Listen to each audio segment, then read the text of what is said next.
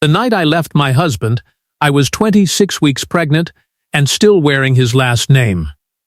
I did not cry when the photographs hit every phone in New York.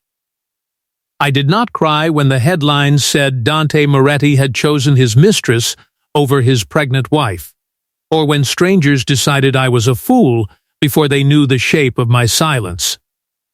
I packed one suitcase. Then, another. I folded baby clothes so small they looked impossible, like something made for a life I had not yet earned. Outside Moretti House, cameras flashed against the iron gates. Inside, every corridor felt too polished, too still, as if the marble had already accepted I was leaving before I had.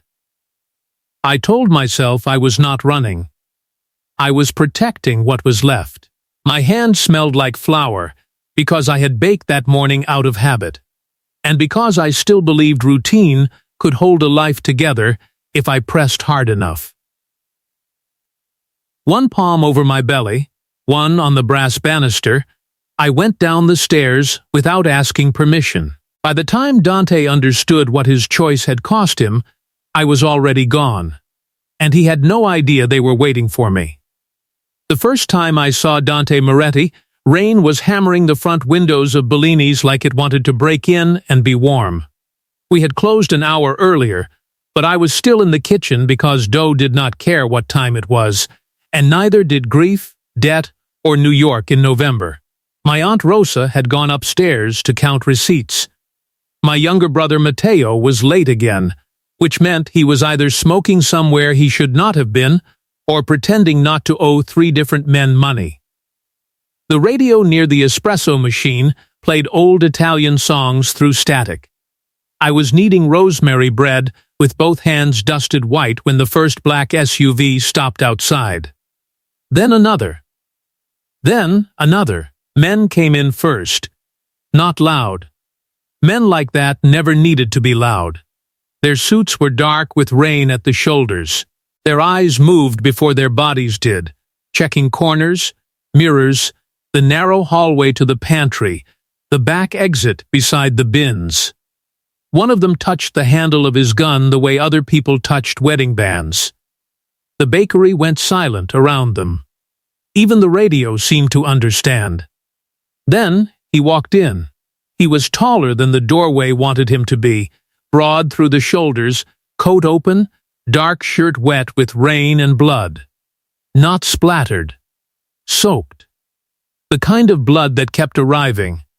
His face was too composed for a man leaking onto my tiles. Black hair, cut short. Sharp nose. Mouth built for refusal. There was a line near his left eye that had nothing to do with age and everything to do with patience worn thin too often. No one had to tell me who he was. In our neighborhood, you learned the shape of power before you learned how to spell it. Dante Moretti looked less like a king than a man who had killed the part of himself that still needed applause. One of his men stepped toward my counter. Kitchen. Now. I kept kneading. If you drip on the dough, I said. You're paying for all of it. The room changed. Not loudly. Just enough. It was the tiny shift of armed men who were not used to hearing a voice like mine pointed at a man like him. I still did not look up. I finished folding the dough over itself, wiped one wrist against my apron, crossed to the machine, and pulled an espresso. The cup I used had a thin crack down one side, and Aunt Rosa kept threatening to throw it out. I slid it across the counter toward him. Sit down before you fall on my bread. Somewhere behind him, a man inhaled like I had put a knife against the Pope. Dante looked at me then, not the way men usually looked at women in my bakery. Not quick, not hungry, not admiring. He looked at me as if I had spoken in a language he had not heard in years and was not sure he still understood. Then, without a word, he sat. One of his men moved to stop me from coming around the counter. Dante raised 2 fingers.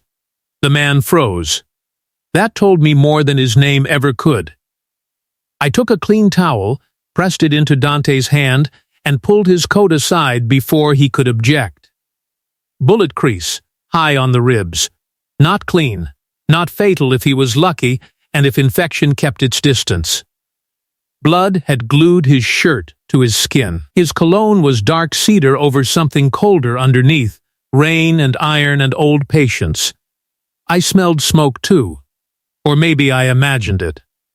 "You should be in a hospital," I said. "You should mind your business," one of the men answered. I glanced at him for the first time. Then take him somewhere else and let him bleed in a more private establishment.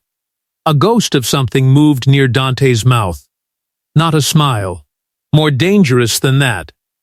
"I'll stay," he said quietly. His voice was lower than I expected. Smooth, not soft. I cleaned the wound in the back kitchen while his men stood in my dining room pretending not to listen. Rain streaked the small square window over the prep sink. The fluorescent light buzzed above us. Dante took pain the way priests took confession, without performance. When I pressed harder than necessary to stop the bleeding, he did not flinch. "Show off," I muttered. His eyes lifted to mine. There it was, the first almost.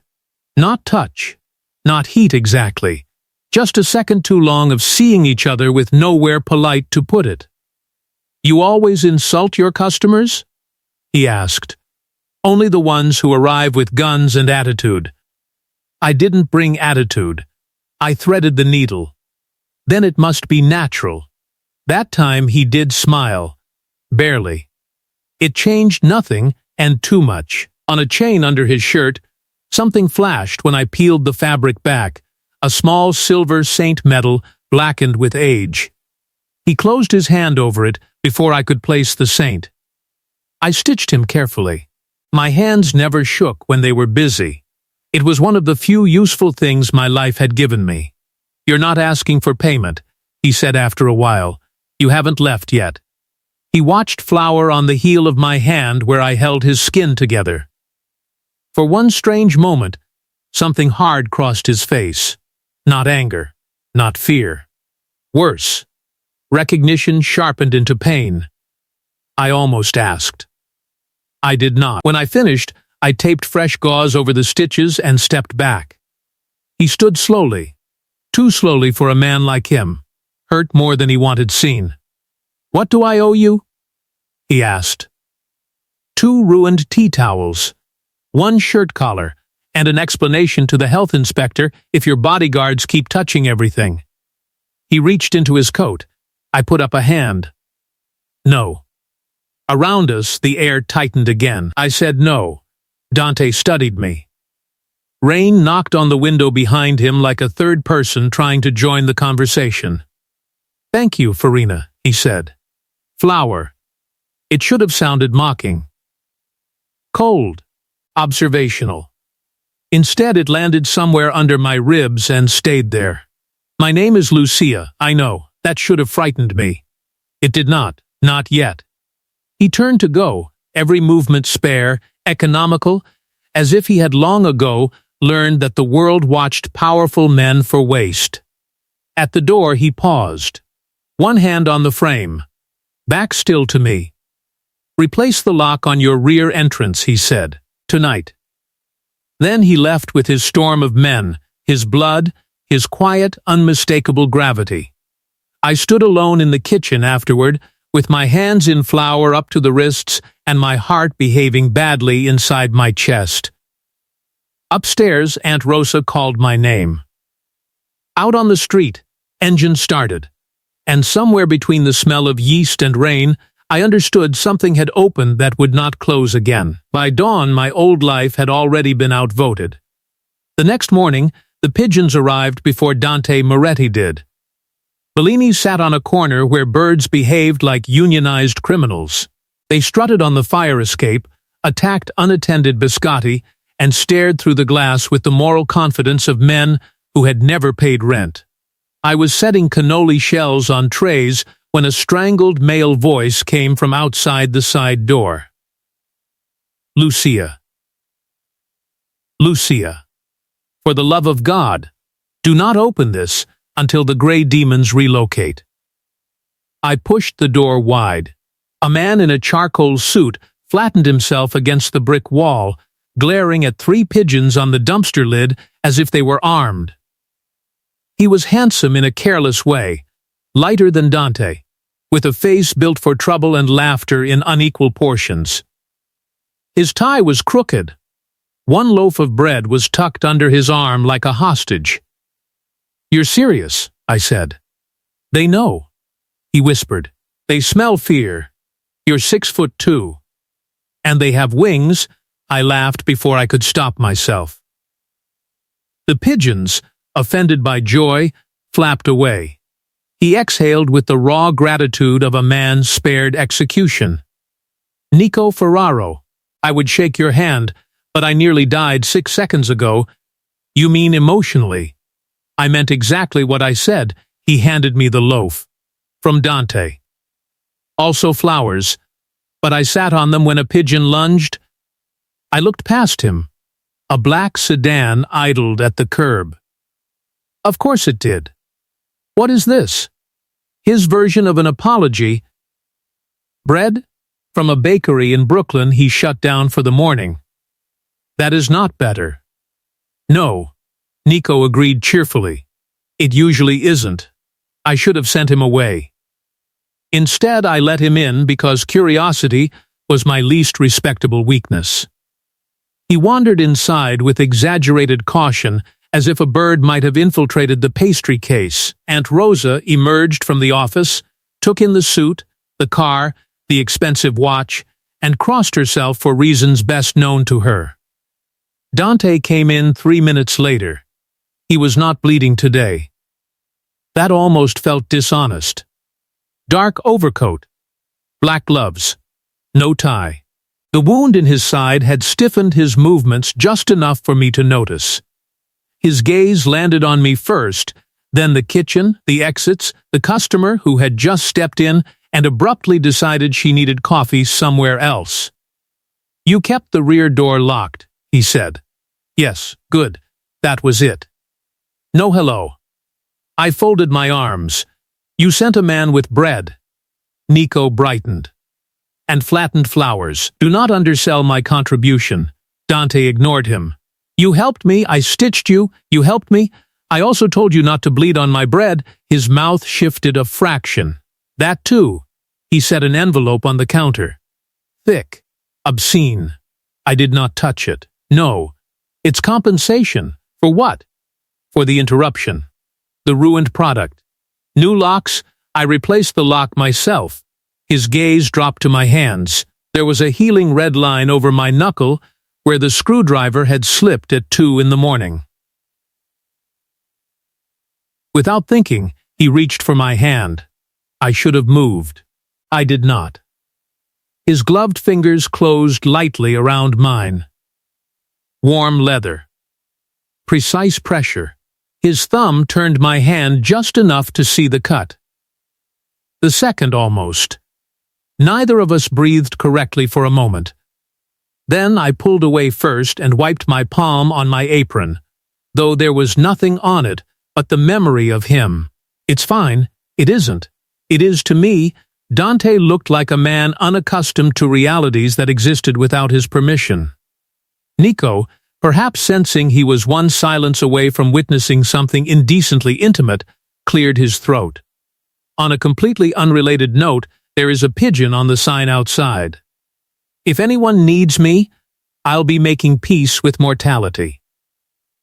Aunt Rosa snorted loud enough to shame saints. I moved the envelope back toward Dante. "I don't want your money, no," he said. "You want independence." That irritated me, because it was true, and because he said it like he had read it off a file. "My life does not belong in one of your files."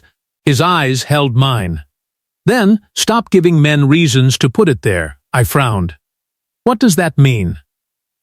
He was silent long enough for fear to arrive properly for the first time. "Last night," he said, "someone followed my convoy from your block." The kitchen felt smaller.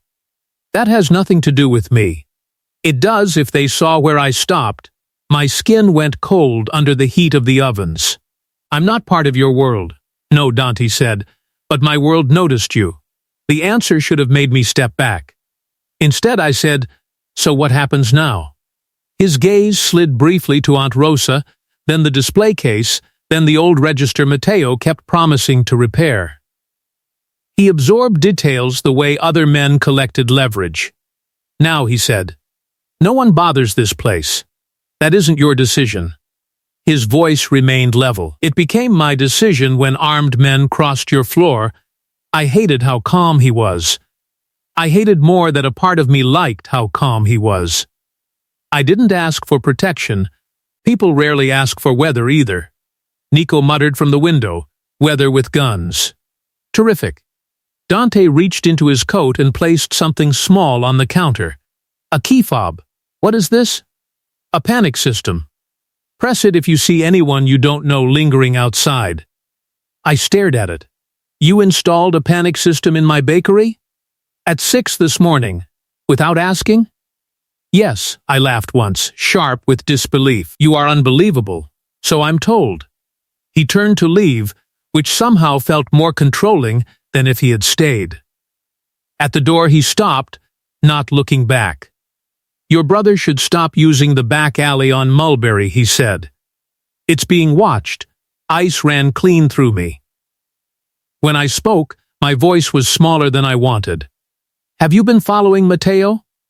I've been keeping count of the risks around you. Around you, not mine. Not yours. Around you. Then he left, and the room kept his shape after it had no right to. Nico lingered 1 second longer, then offered me a deeply sympathetic look. For what it's worth, he's usually worse. I stared at the empty doorway. Outside, the sedan pulled away.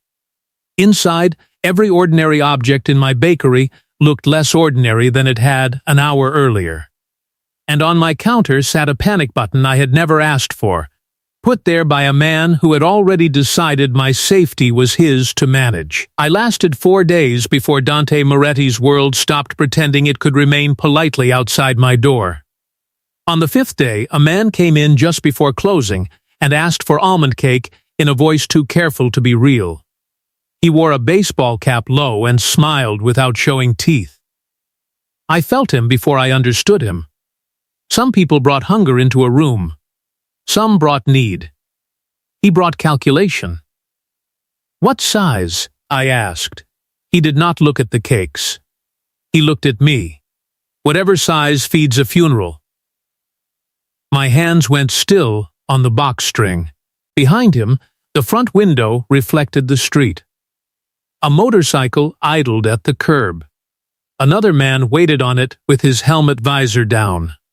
My pulse climbed. We're closed, I said.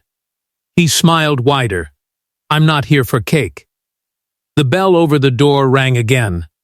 Dante entered with 2 men and the kind of silence that made other silences kneel. The customer's posture changed instantly, false ease draining out of him like bad wine from a cracked bottle. For a man shopping after hours, Dante said mildly, you've chosen the wrong neighborhood. The cap-wearing man backed toward the door.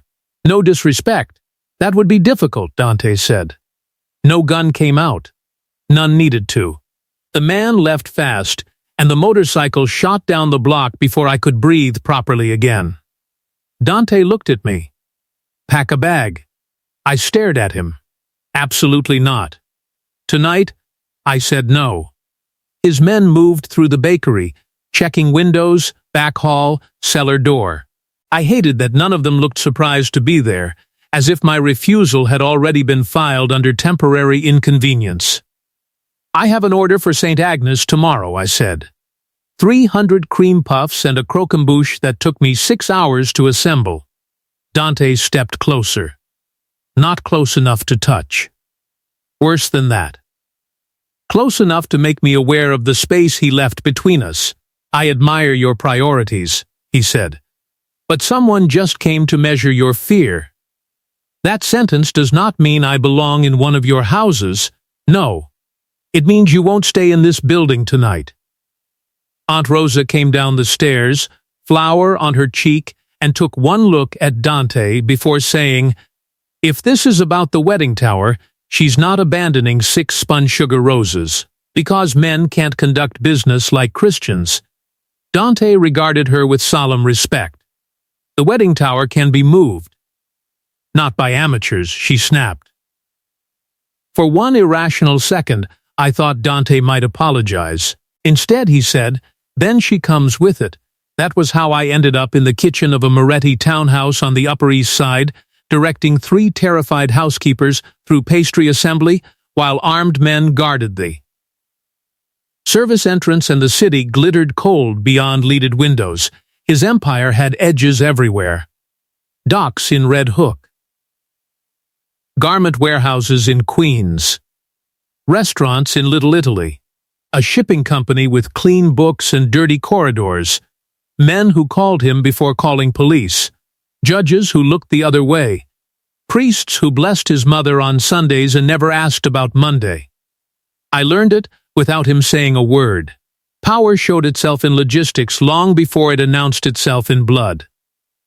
I was stacking profiteroles when Dante came in and stopped dead at the smell of caramel and warm sugar. His face did not change much, but something under it recoiled. Quick. Buried. Not quick enough for me to miss. "You hate bakeries," I said. He looked at me over the tower. "That's an observation. It's a correct one." He said nothing. The third almost happened when I reached past him for orange zest, and he moved at the same time. My wrist brushed his shirt cuff. Heat shot up my arm so stupidly I nearly dropped the bowl. He took it from me before it fell. "Careful, Farina." There was still coolness in the nickname. But less. I swallowed. "You're standing in my way." "I'm standing in your kitchen. This is not your kitchen." His gaze lowered to the spun sugar cooling on parchment. "Everything in this house is mine." The words should have sounded arrogant. Instead, they sounded tired. I returned to the pastry because it was safer than answering him. My hands understood sugar when my heart refused to understand anything at all. I pulled the caramel too hard. It went thin, dangerous, sharp enough to crack instead of bend.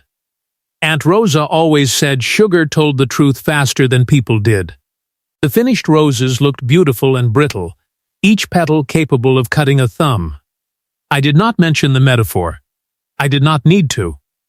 Later, near midnight, when the tower was done and boxed for transport, Dante found me on the service stairs eating leftover pastry cream from the bowl with a spoon.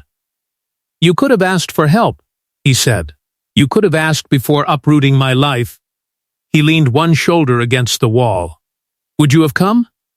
"No." Then this was more efficient. I wanted to throw the spoon at him.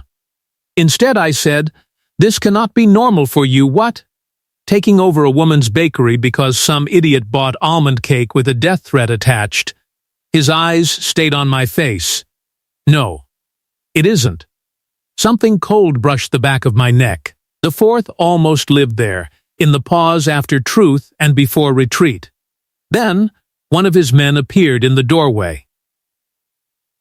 "Boss." Queens called. Greco moved on the warehouse. Dante's whole expression shuttered. Not fear. Calculation. Territory. War folding itself open. "Take Lucia upstairs," he said. I stiffened. "I can walk without an escort. That isn't the point." "What is the point, then?" He met my eyes with that impossible calm. "The point," he said, "is that men I have spent 10 years containing have started using your name." The power failed at 2:13 in the morning. 1 second the townhouse kitchen glowed gold over copper pots and marble counters. The next, everything went black except the thin blue blink of the security panel and the city's distant light through high windows. Somewhere upstairs, a woman gasped. Somewhere outside, tires screamed. Then, gunfire cracked down the street.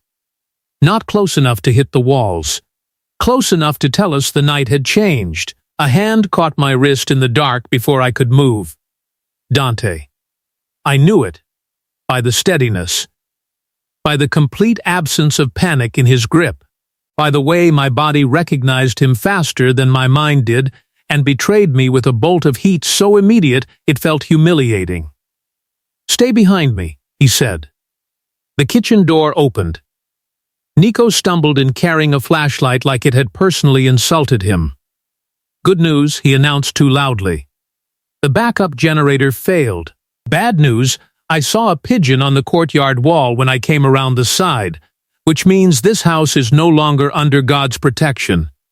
Even in the dark, I almost laughed. Dante did not release my wrist. He guided me toward the pantry with his hand at the back of my arm now, a firmer touch, the first that felt less accidental than necessary. Men ran past in the corridor. Someone shouted in Sicilian. Metal clang. I smelled ozone, hot wiring, and the faint, bitter trace of Dante's cologne under the dark.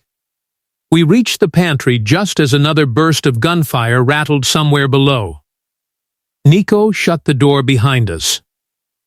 "If I die here, tell my mother I was brave. She'll know you're lying," Dante said. The flashlight beam shook over shelves of olive oil, canned tomatoes, sacks of flour stacked in the corner. Dante stopped moving. The air changed so fast I felt it physically. His face went still in a new way, too still, the kind that came from something old and vicious waking up under the skin. His eyes were on the flour bags, not seeing them, seeing through them into some locked room I was not supposed to notice. Nico saw it too. His voice gentled. "Dante, I'm fine." He was not. I did not ask what had happened. I only stepped around him, took a tablecloth from a shelf, and draped it over the flour sacks one by one until the white disappeared. When I turned back, Dante was looking at me with the rawest expression I had seen on him yet, not gratitude. That would have been easier. This was something like being found out and spared in the same breath. The fifth almost happened because his hand lifted as if to touch my cheek. It stopped an inch away. Then, the floor below us boomed with the force of a kicked door, and the moment snapped. One of his guards barked through the wood. Clear downstairs. 2 men down. Greco crew retreated. Nico sagged theatrically against a shelf. Wonderful. I always wanted to survive a siege in a pantry. I should have been shaking. Instead I was staring at Dante, because his hand had not quite lowered, and his breathing had gone shallow, almost soundless, as if the dark cost him more than bullets did. "What happened?" I asked quietly. He looked at the covered flour sacks. Then, away. Nothing worth discussing. Liar. But not a casual one. A wounded one. When the all-clear came, we stepped into a corridor lit by emergency lamps and the low groans of injured men. One guard had blood running between his fingers where he held his shoulder. Another sat against the wall, with his eyes shut and his jaw clenched hard. I dropped to my knees before anyone asked. "Bring me the medical kit," I said. Dante said my name. "Lucia. I know what blood looks like." I cleaned the shoulder wound first, then stitched a split scalp under a lamp held by Nico, who kept narrating the entire process in horrified prayer. "That is so much needle. Saints preserve us." "How are you calm?" "Why is she calm?" "Dante, if I ever get shot, lie to me and say I look heroic." The guard with the scalp wound laughed once and nearly passed out. Something eased in the room. Not safety. Never that. Just humanity. When I stood again, my knees were stiff, and there was a smear of someone else's blood across my forearm. Dante took a clean cloth from the counter and stepped in front of me. "I can do it," I said. He ignored me and wiped the blood away with a gentleness that felt more intimate than if he had kissed me. Slow. Thorough. as though the sight of it on me offended him at a level words could not reach. I forgot how to swallow. His gaze lifted to mine. The cloth stilled around my wrist, the sixth almost. Then footsteps thundered up the stairs. The spell broke. Dante stepped back first, as controlled as ever, which somehow made the loss of that half-second worse. Before dawn, while men repaired the generator and replaced the broken side lock, I found him alone in the courtyard beneath a weak security lamp. Rain had stopped. The bricks shone dark. "You should sleep," I said. "So should you?" I crossed my arms against the cold. "You nearly stopped breathing in the pantry," he said nothing. "Flour," I said softly. His jaw shifted. After a long silence, he answered without looking at me. "My sister died in a bakery fire." The words were flat, cut down to bone. I did not speak. Sometimes silence was the only respectful shape for pain. When he finally looked at me, whatever he saw on my face made something in his shoulders loosen by a degree. "Go inside, Farina," he said. This time the nickname no longer felt cold. It felt like a line he was drawing so he would not say something worse. Secrets never stayed frozen for long. Mine came out on a Tuesday, between a crate of lemons and 40 pounds of veal. I had convinced Dante to let me reopen Bellini's under guard because pride was easier to defend than fear. Business was slow, but steady. People liked danger when it came with coffee. Men in dark coats lingered at the corner, pretending to read newspapers. Aunt Rosa called them my new decorative plants. I was in the walk-in writing inventory figures on a clipboard when Matteo slipped through the back entrance, with the face of a man trying not to look hunted and failing by every available measure. "Tell me you're not in trouble," I said at once. He gave a laugh too brittle to hold weight. "You always open sweet, Matteo." He dragged both hands through his hair. "I just need a little money." "No, I didn't tell you how much." "That's because you know the answer." His mouth hardened. "I can handle it." "Can you?" The silence between siblings had its own language. Ours said too much too quickly. Then another voice came from the doorway behind him. "He can't, Dante." "Of course." He filled the narrow frame like it had been built to exclude everyone else. Matteo swore under his breath. I closed my eyes for one tired second, because if there was a worse audience for my brother's failures than a mafia boss, I could not imagine one. "This is my family," I said. "You don't get to walk in on it." Dante's gaze stayed on Matteo. "Your brother owes $60,000 to a man who works for Vittorio Greco." The clipboard slid from my fingers and hit the floor. Matteo snapped. "I was handling it." "With what?" Dante asked. "Charm?" My brother took one furious step forward. I moved between them before either man could do something impossible to forget. "You knew?" I said to Matteo. My voice sounded strange even to me. He looked away first. That was answer enough. Shame came hot, not at Dante, at my own blindness. At every late rent payment Matteo had covered with a grin. At the missing cash from the register I had chosen not to count too carefully, because family was easier than truth until truth arrived armed. I was going to fix it. Matteo muttered. "How?" He did not answer. Dante did, by passing details about Moretti's shipments to Greco's bookkeeper. The freezer room felt smaller than a coffin. I turned so slowly toward my brother that it hurt. "Tell me that's a lie." Matteo's face crumpled in a way I had not seen since our mother died. "I didn't give him anything that mattered," he said. "I swear it. Just routes that changed anyway. I thought if I bought time..." "You thought wrong." My voice cracked on the last word. I hated that Dante heard it. Matteo sank against the steel shelf. "Lucy, don't call me that right now." He flinched. I wanted to scream. To slap him. To hold him. Instead, I stood very still, because stillness was the only thing keeping me upright. Dante stepped closer, not touching me, but near enough that I could feel the force of his attention. "Greco's people will use family first," he said quietly. "That's not weakness. It's arithmetic." I laughed once. Bitter. That is the least comforting sentence anyone has ever spoken to me. Something passed over his face. Regret, maybe, that his truths were built like knives. Matteo lifted his head.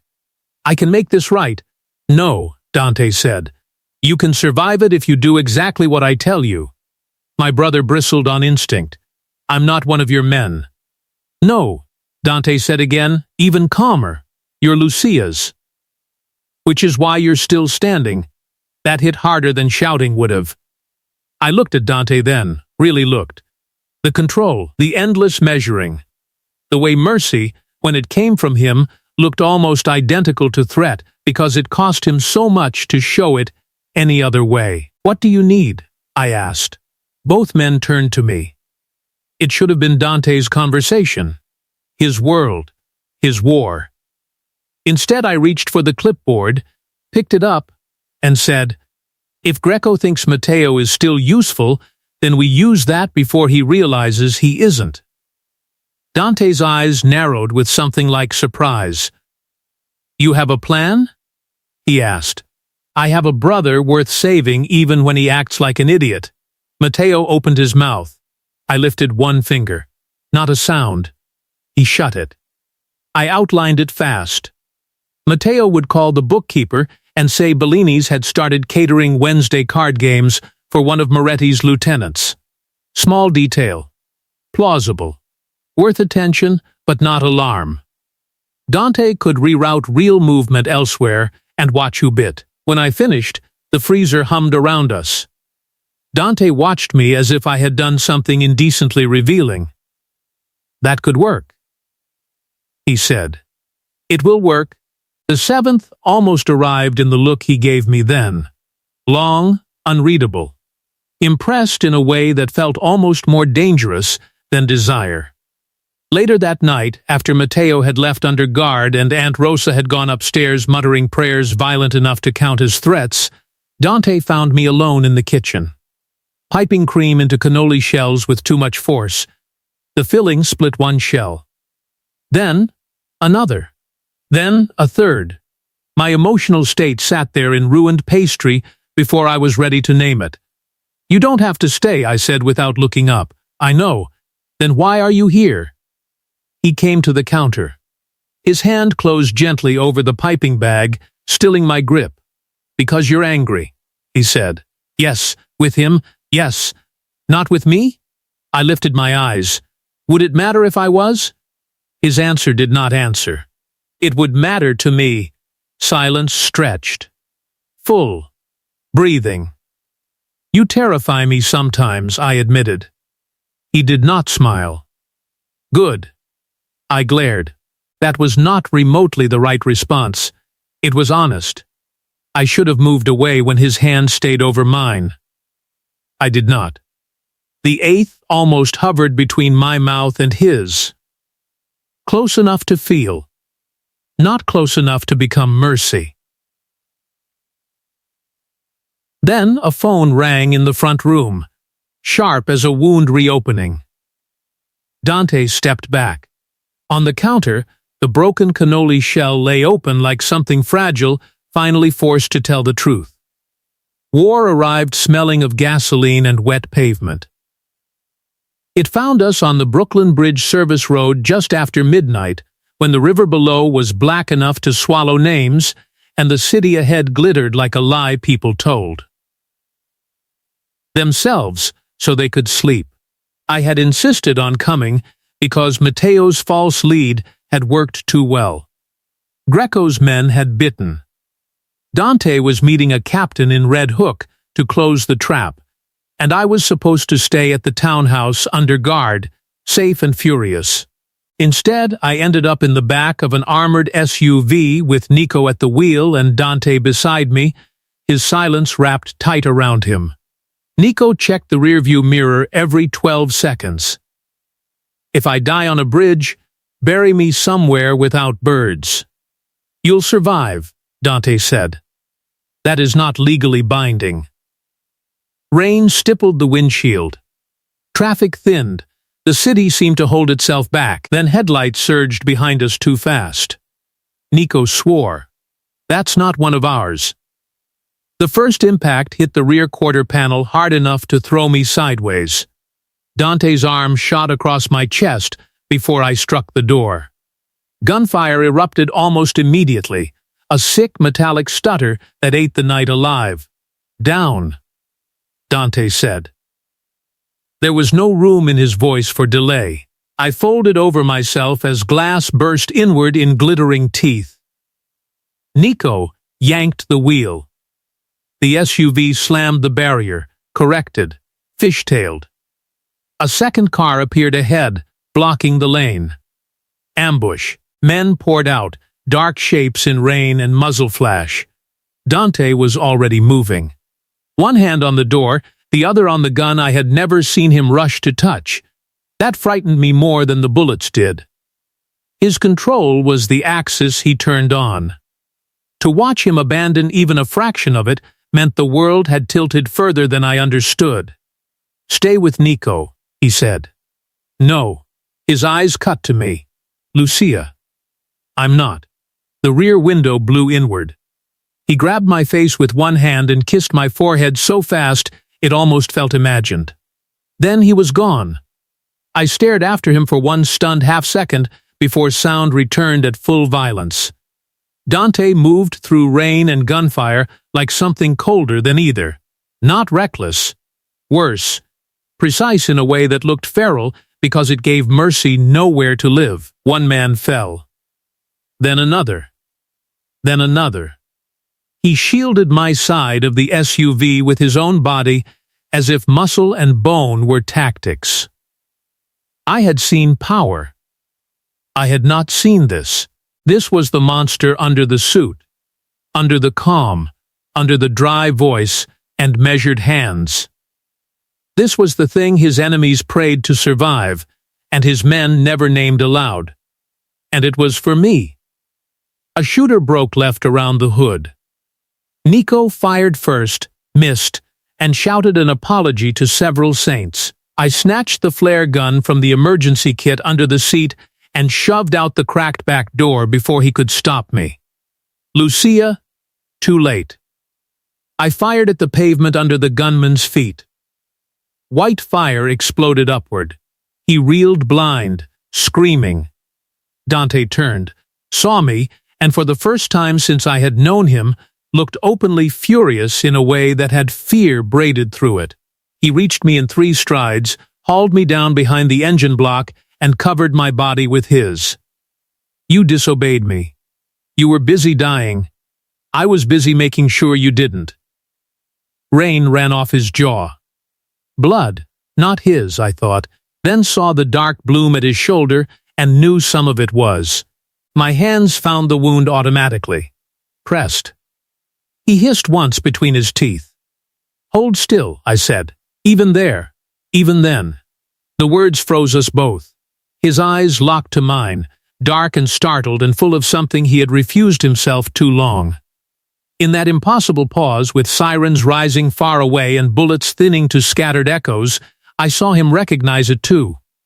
The thing from the bakery, dragged intact through all this damage.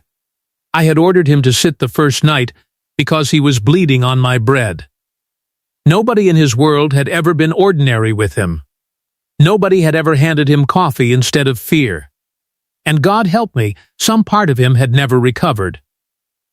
His POV came then, 1 paragraph only, hot and brutal as a wound opening. She had touched blood without reverence, handed him espresso with flour on her wrists, and told him to sit down like he was a man her floor could refuse. Since Giulia died in white dust and smoke, flour had meant failure, but Lucia smelled of it and nothing burned.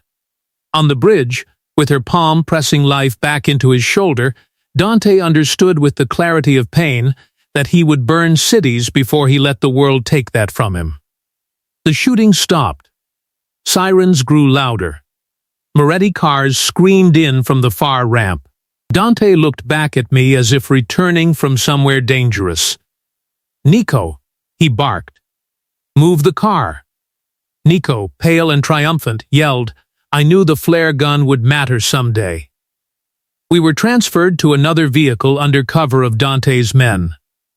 He kept one hand on the back of my neck the whole way, firm, unyielding, possessive in a manner that made protest feel childish.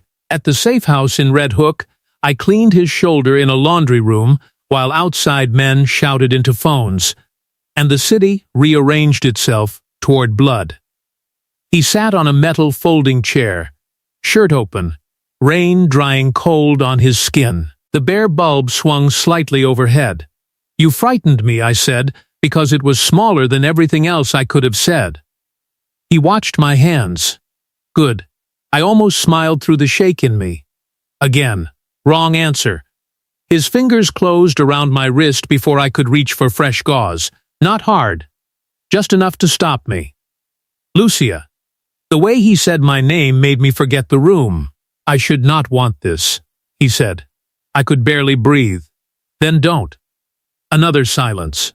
Complete sentence. Then he touched my face with the back of his fingers, slow enough to let me refuse. I did not. His mouth found mine like something starved and disciplined at once. No rush. No claim he had not earned.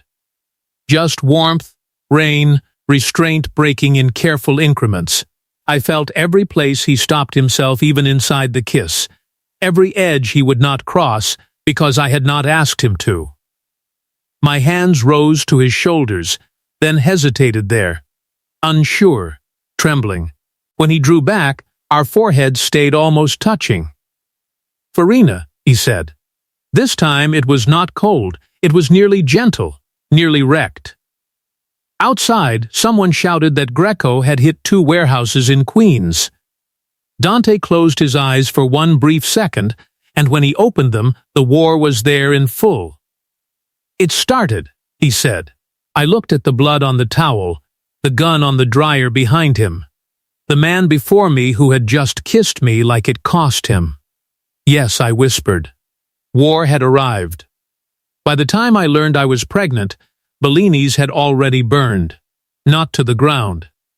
That would have been cleaner. Fire had gutted the kitchen, blackened the back wall, ruined the ovens, and left the front display case intact like a joke with bad timing.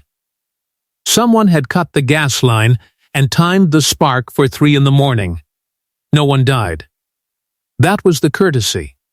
The message was the rest. I stood on the sidewalk in Dante's coat, one hand over my mouth, and watched steam lift from the wreckage while firefighters moved through my family history in boots. Aunt Rosa cried once, then started arguing with. Continue. The fire chief about water damage as if indignation could unburn a life. Matteo sat in the ambulance with soot on his face and a bandage around his forearm where melted sugar glass had sliced him when he tried to drag the recipe ledgers out through. The back. He looked 24 and 12 at once. "You idiot," I whispered, climbing up beside him. "Family business," he said, trying for a grin and losing it halfway. Thought I'd diversify into arson response. I put both hands around his face. He smelled like smoke and hospital soap. "You could have died." "So could you," he said. That shut me up, which was rare enough to make him notice. Dante arrived 10 minutes later. No convoy. No performance. Just one black car and a face so controlled it made the air around him feel thinner. His eyes went to the bakery first, then to me, then to the ambulance. Only then did he breathe. "You're hurt?" he asked. "No." Matteo answered for me anyway. "She should get checked." "For what?" I started, and then the world tilted when I stood too fast. Not dramatic.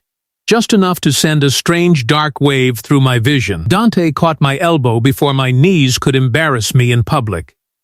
The smell of smoke hit again, meaner this time, and nausea climbed so sharply I had to turn away. At the hospital, after they cleaned Mateo's arm and gave Aunt Rosa oxygen purely to make her stop threatening the nurses, a tired resident with kind eyes asked me the date of my last cycle. I told her. She looked at the chart, then at me. When she said congratulations, the room became very quiet. I stared at the grain of the desk because looking at her felt too difficult. Pregnant. The word was both tiny and enormous. Something had already begun inside me while I was busy learning the map of gunfire and desire and ruined pastry. My hand moved to my stomach before I could think better of it. Dante was in the corridor when I stepped out. One look at my face, and he straightened off the wall. Lucia. I opened my mouth. Nothing useful came out. His gaze dropped to the folded paper in my hand, then to my face again. He did not ask the question in front of everyone. Of course he didn't. He only said, "Come with me." He took me into an empty consultation room and shut the door. The click of the lock sounded too neat for what my heart was doing. I handed him the paper because I did not trust my voice. He read it once. His hand tightened, not enough to crumple it, enough to tell the truth. When he looked up, something had changed in his expression so profoundly it made me almost step back. Not fear, not exactly joy. Something more dangerous than both. A kind of stunned, reverent terror. "You're pregnant," he said. Yes, I had not meant to say it like an accusation, but there it was. His jaw moved once. "Are you all right?" "I don't know." That was the truest answer available. Silence sat between us, full as weather. Then he crossed the room and sank to his knees in front of me, so suddenly I forgot to breathe. Dante Moretti, who made rooms rearrange themselves without raising his voice, knelt with both hands hovering near my waist, as if even touching the fabric of my coat required. Permission. Lucia. My name in his mouth sounded like something he had not dared ask for. I could not read my own feelings well enough to survive his. "Don't," I whispered. "Please don't look at me like that when I don't even know what this means." His eyes lifted to mine. "It means nothing you do not choose." The answer undid something in me. I sat before my legs gave up and covered my face with both hands. He stayed kneeling, stayed quiet, stayed close without making the moment about the force of his presence. After a while I felt his hand, careful and warm, settle over one of mine. Outside, a trolley rattled past. A child cried in another room. Somewhere down the hall, a machine beeped with stubborn regularity. Ordinary sounds. Radical, suddenly. "It was Greco?" I asked eventually. "Yes." "For me?" "For me," he said. Then, after a beat that cost him "through you," I lowered my hands. "That is not better, no." He never lied kindly. I had come to understand that. He stood and reached into his coat.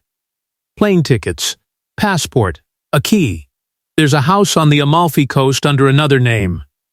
2 women who have worked for my family longer than I've been alive. A doctor, security. You can leave tonight." My heart thudded painfully. "You already arranged it."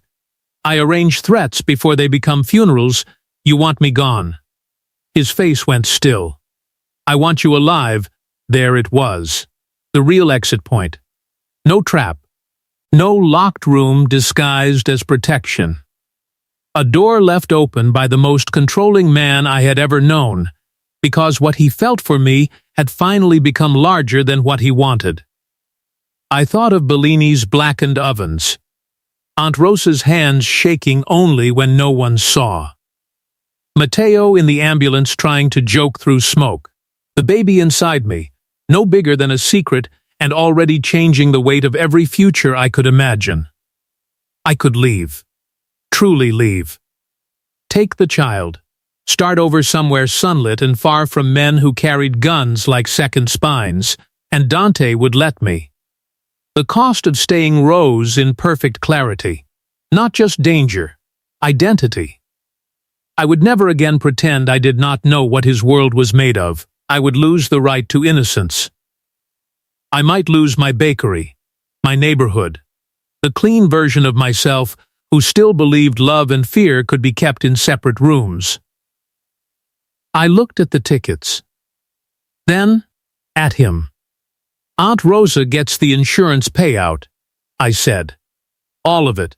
She rebuilds Bellini's without me if she has to. He went very still. Lucia, if I stay with my eyes open. No half-life. No pretending this is temporary until it kills me. His voice dropped lower. You are carrying my child, yes, I said, and I am still making this choice myself. Something rough crossed his face. Pride, grief, love, fear, too many things layered too tight. I'm staying, I said. The words cost me so much they felt almost visible in the room.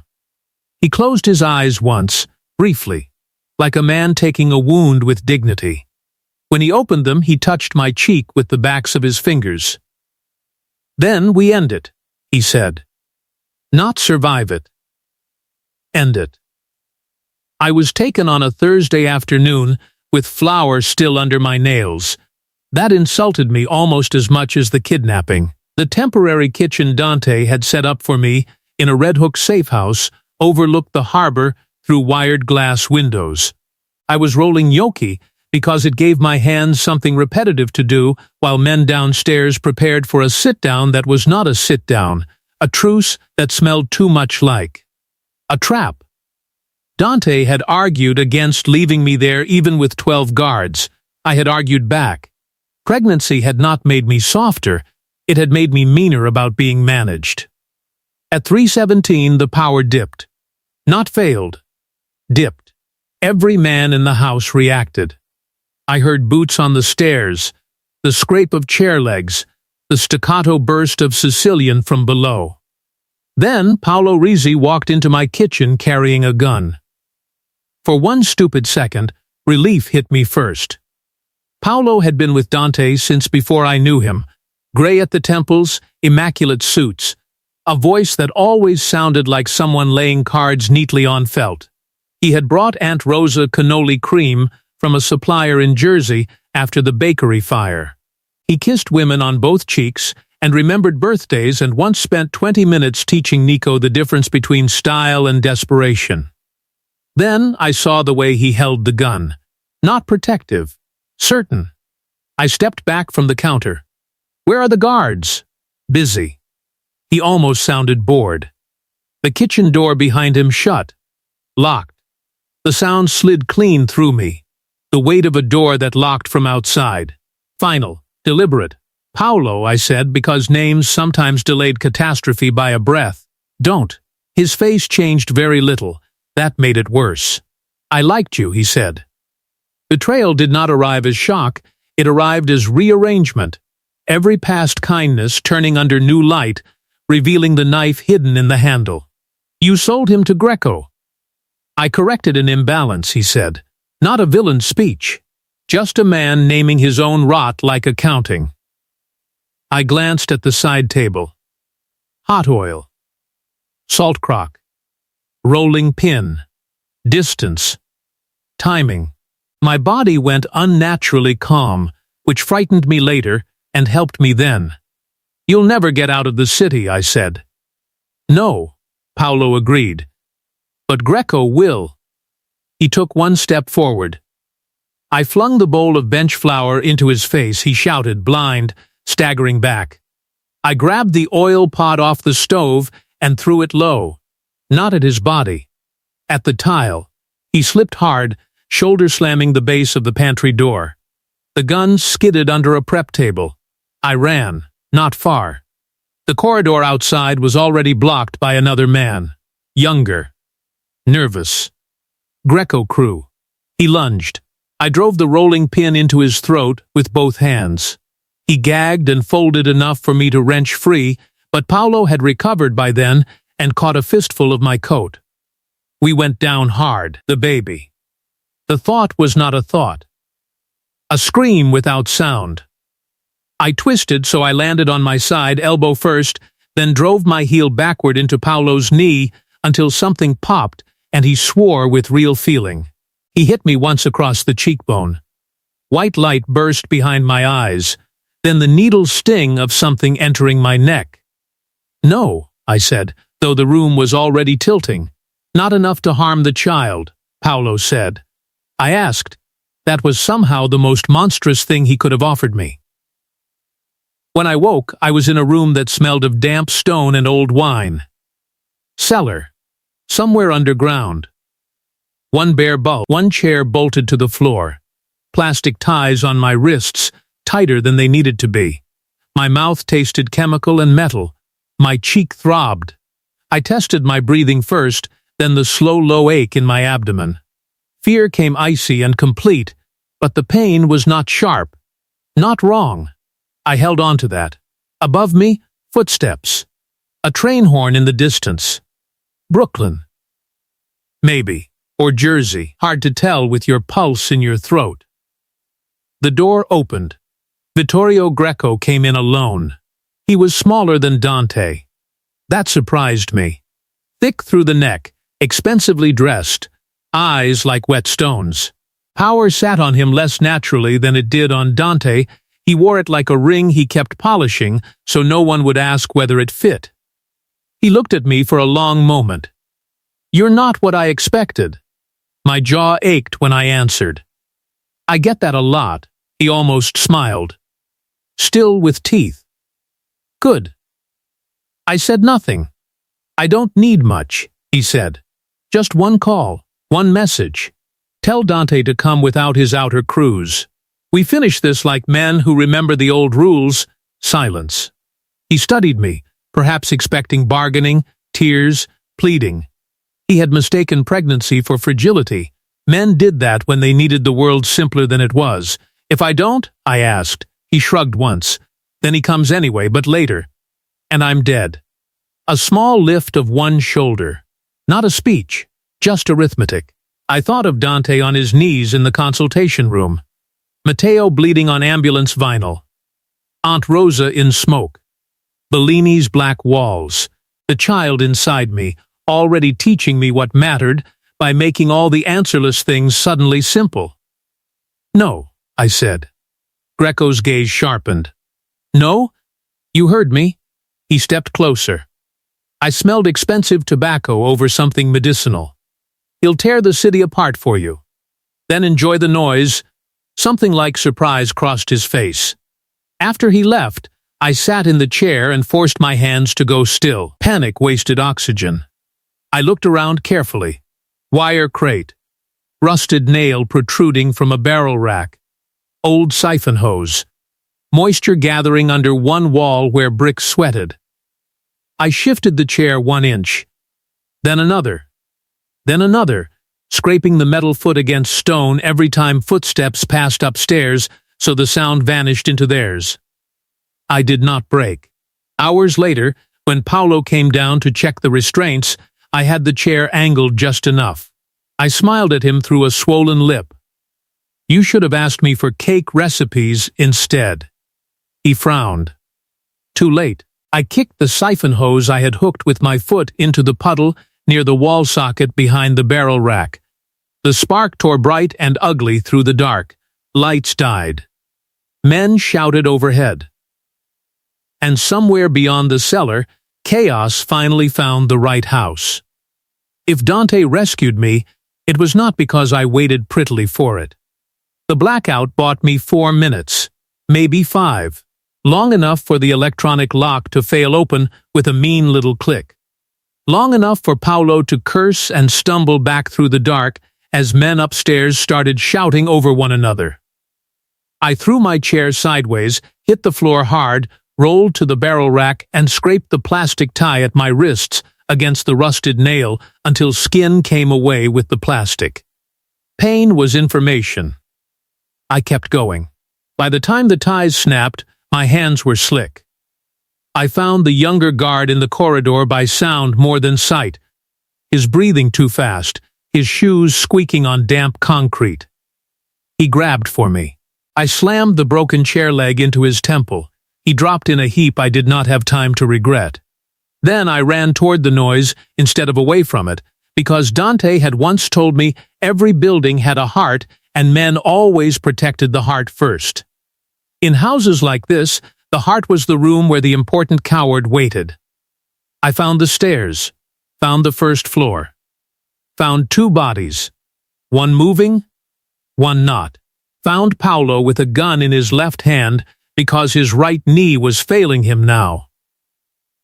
"You should have taken the coast," he said. "You should have stayed loyal." He fired. I ducked behind a pillar as plaster spat into my hair. Another shot answered from the front of the house, deeper, more precise.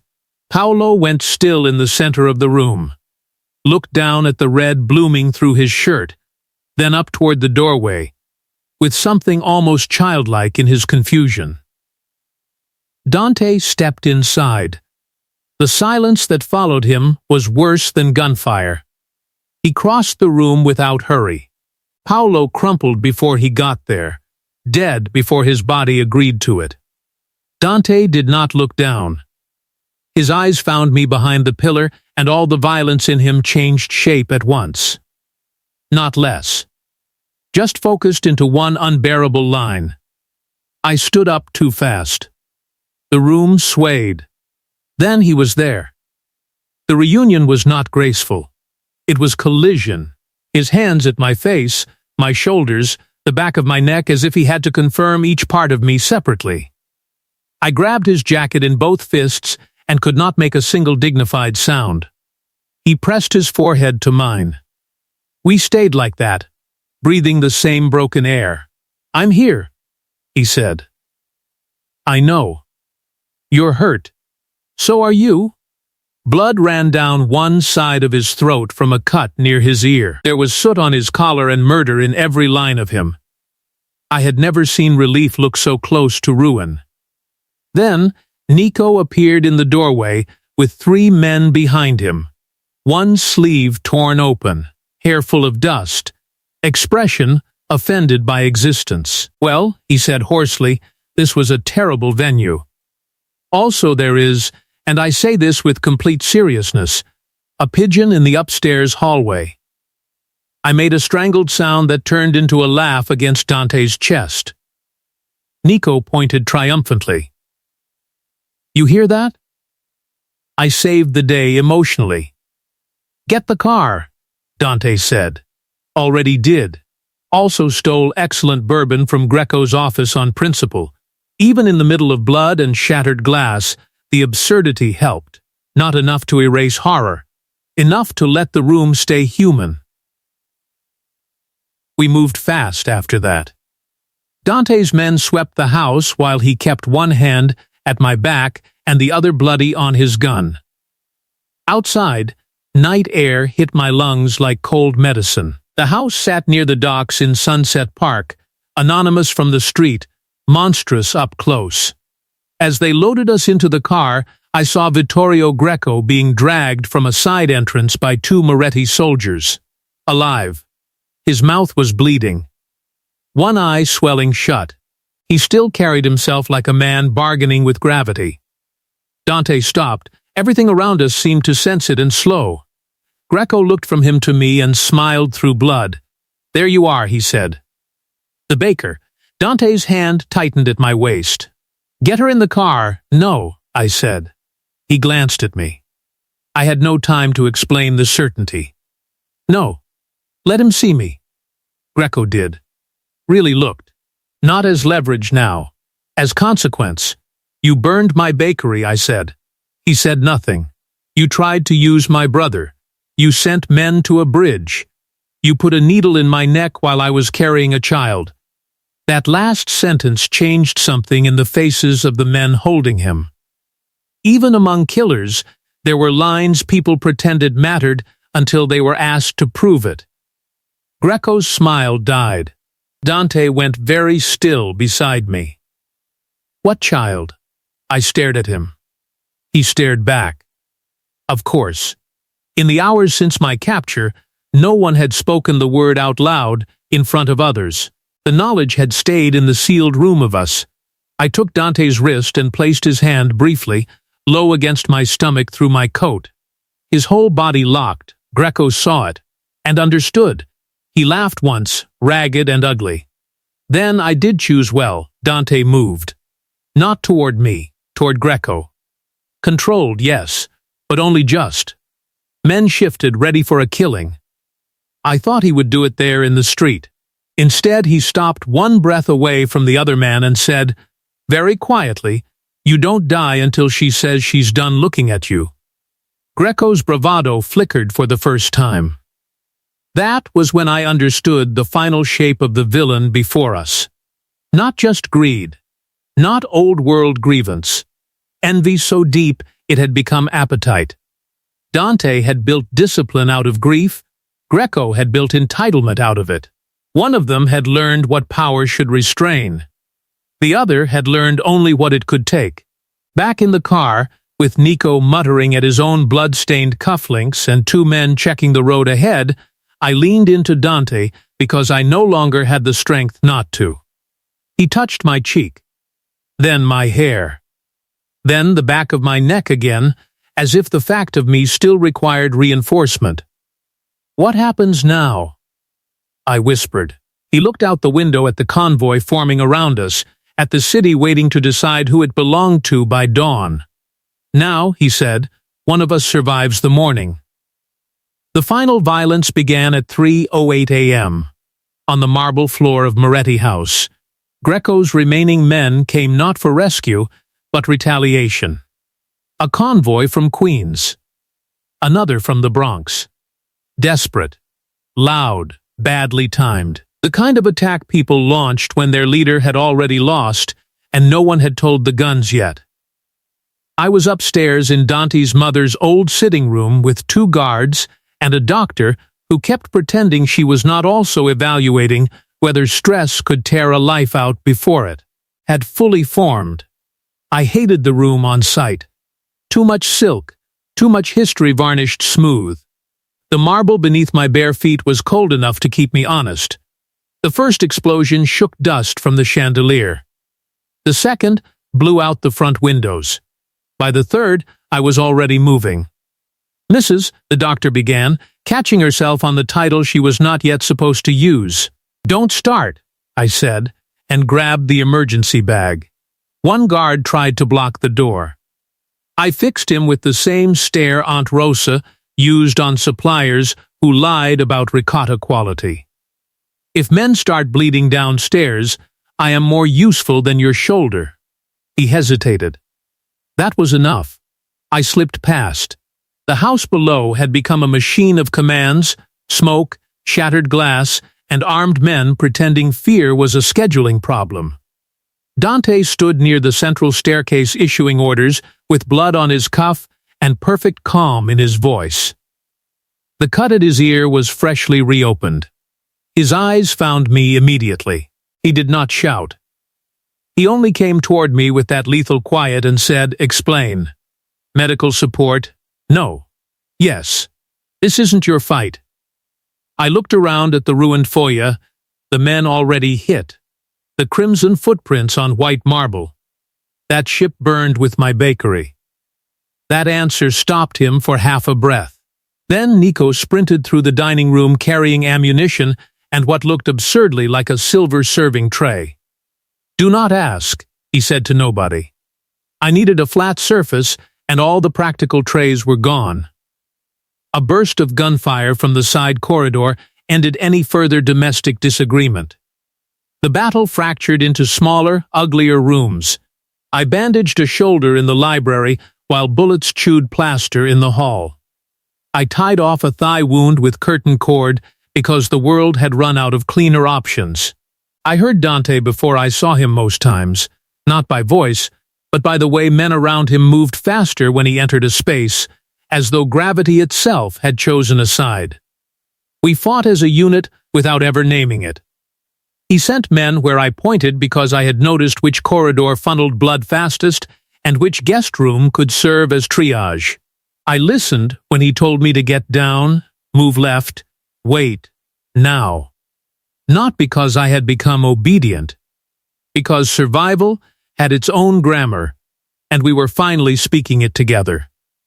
Near dawn, Greco tried to break from the basement holding room with 2 loyalists and a dead guard's keys.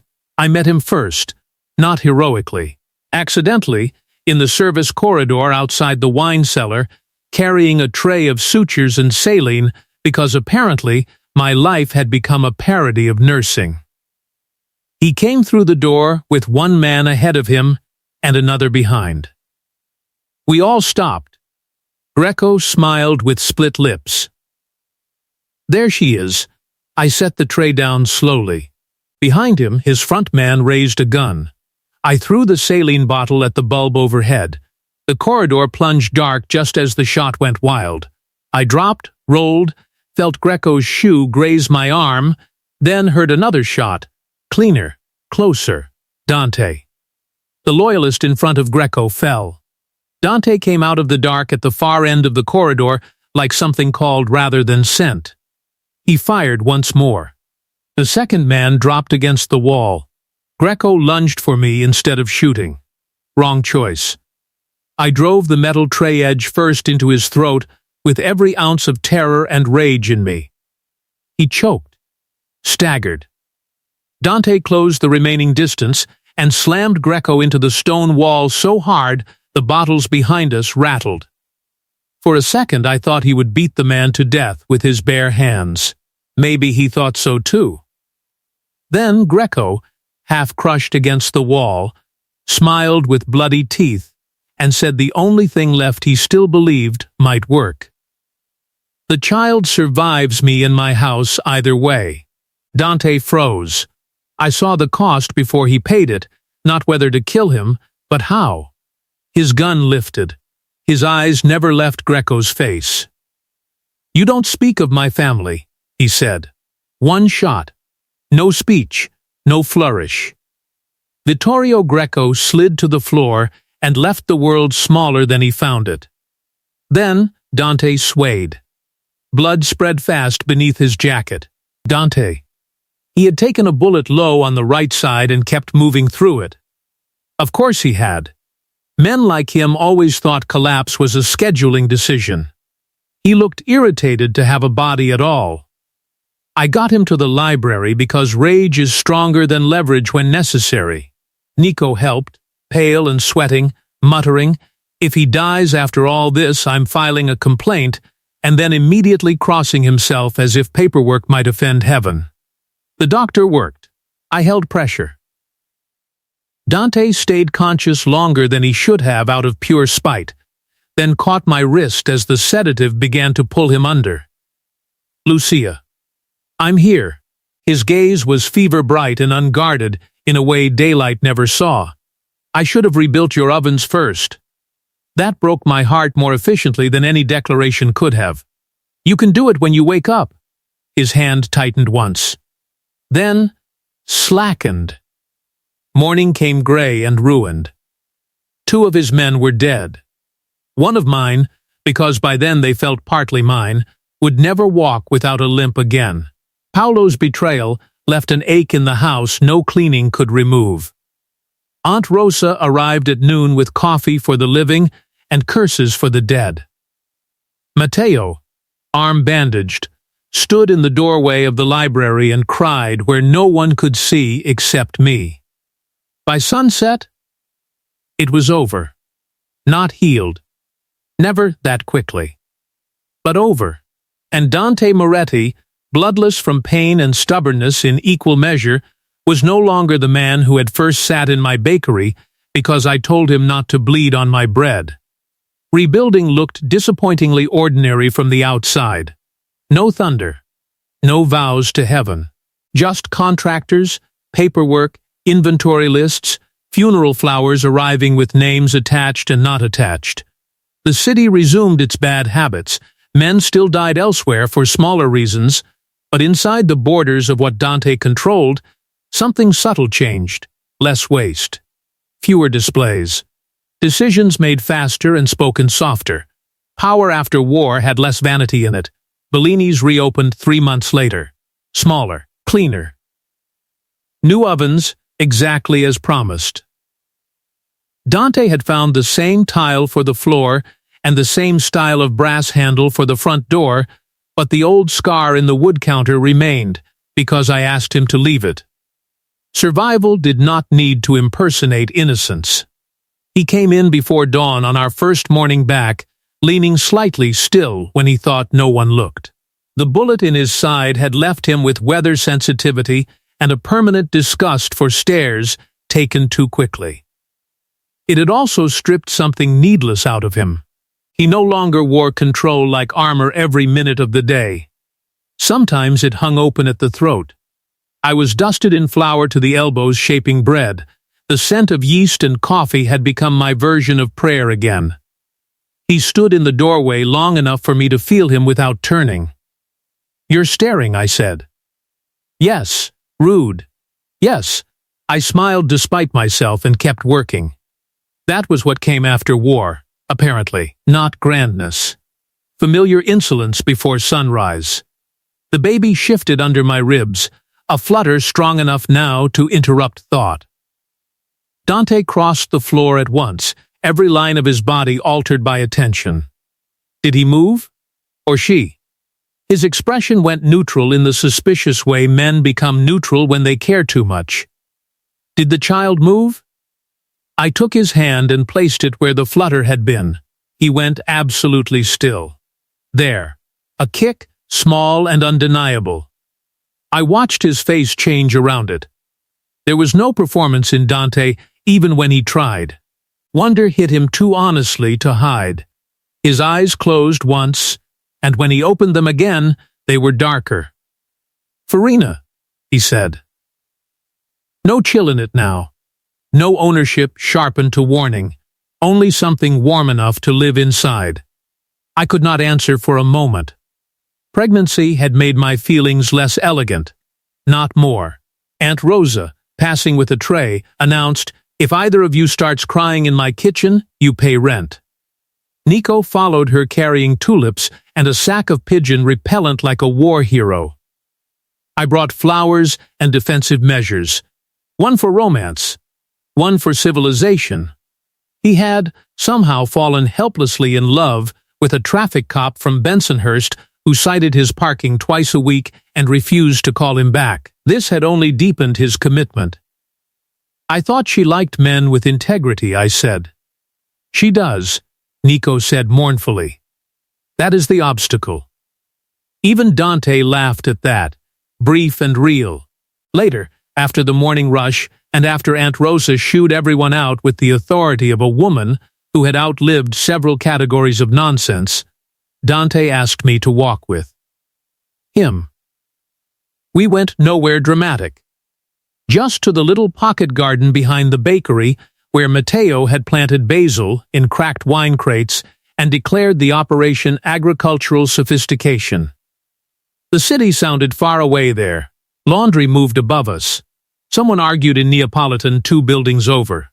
A spoon clinked against a cup in the apartment upstairs.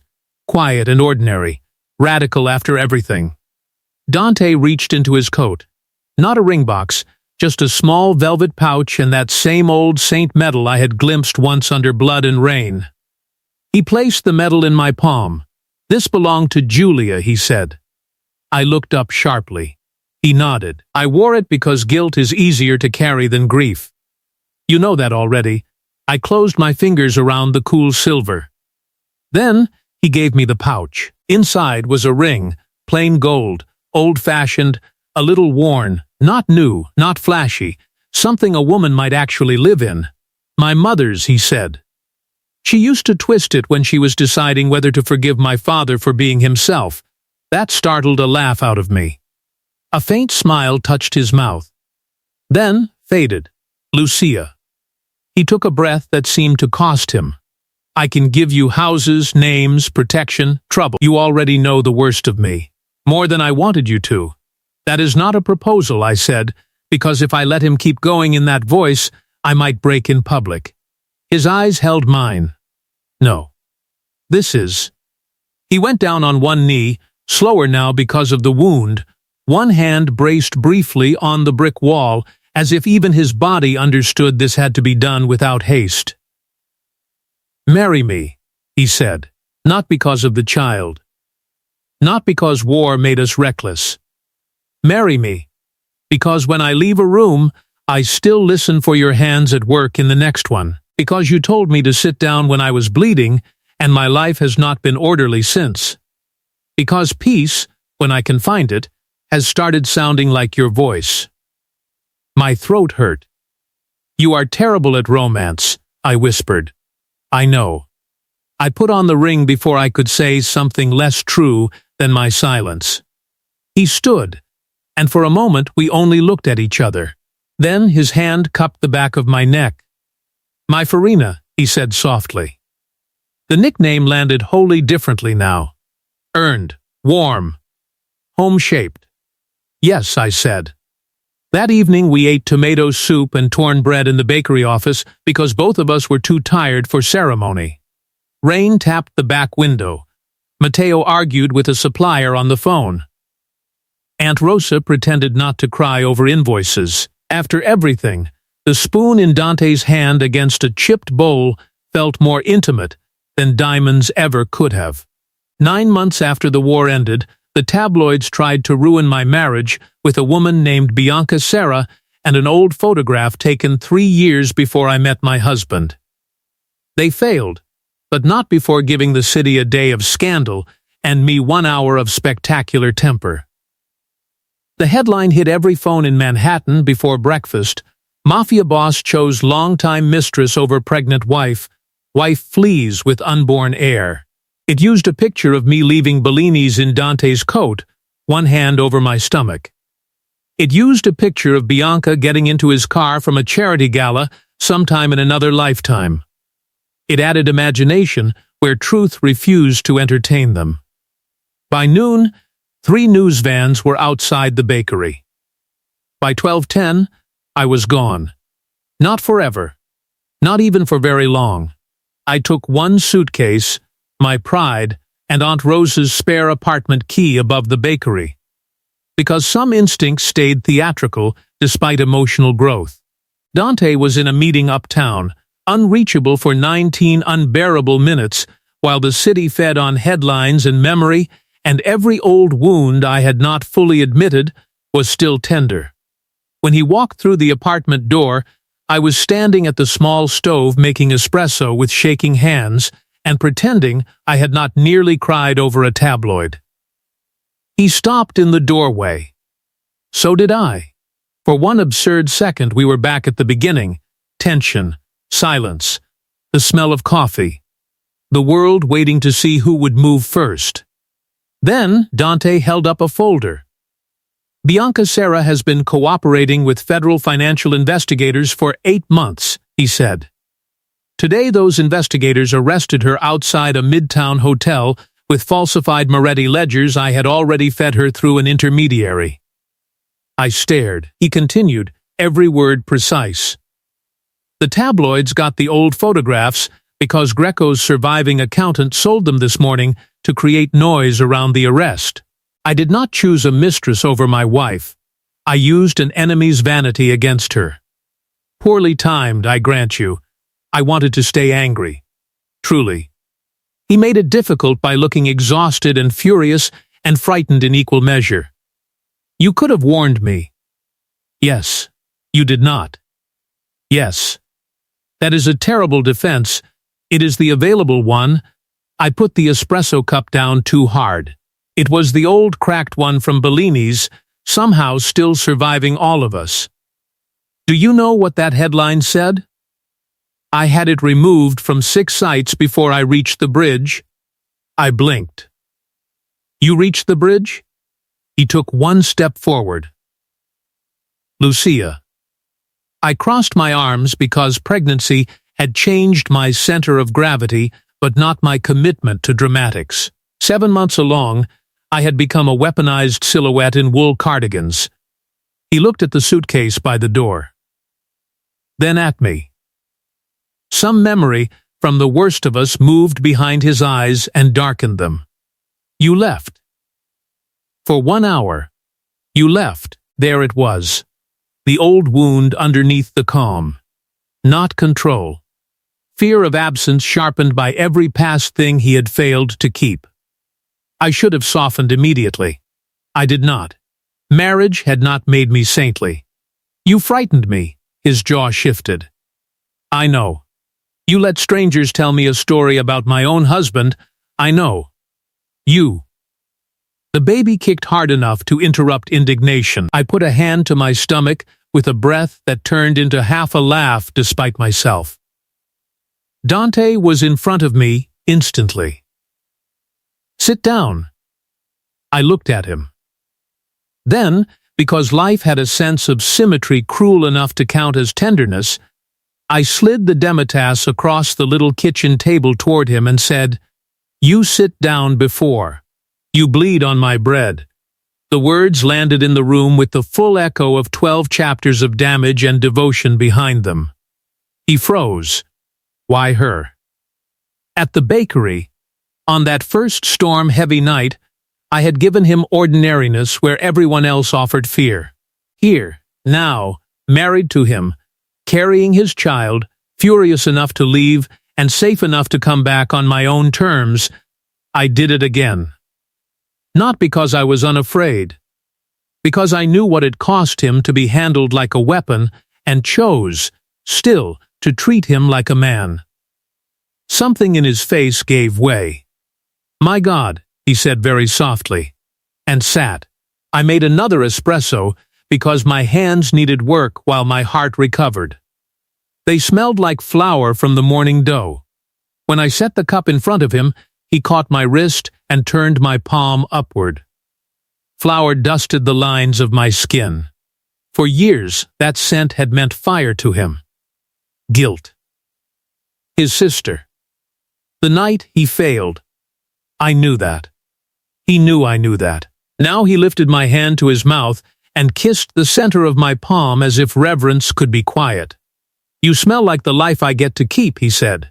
There was no defending myself after a sentence like that. I sat. He took the cracked cup. We stayed there in the tiny kitchen above the bakery while news vans idled uselessly below, and the city exhausted itself on lies it would forget by tomorrow. Dante explained the rest in pieces. No speeches. Just facts. Apologies hidden inside logistics, anger contained so tightly it had become gentleness. By evening the stories were retracting. By night Bianca Serra was in federal custody, and the accountant who sold the photos had decided cooperation was healthier than loyalty. Matteo carried up sandwiches. Nico sent a message that read, "If you divorce him, may I have the wine collection and partial custody?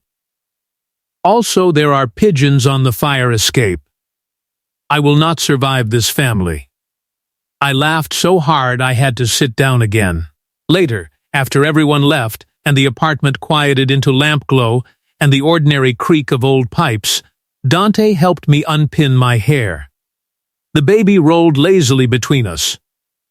Rain touched the back window in a pattern I remembered from another life. "Come home," he said. I looked at him. "This is home too."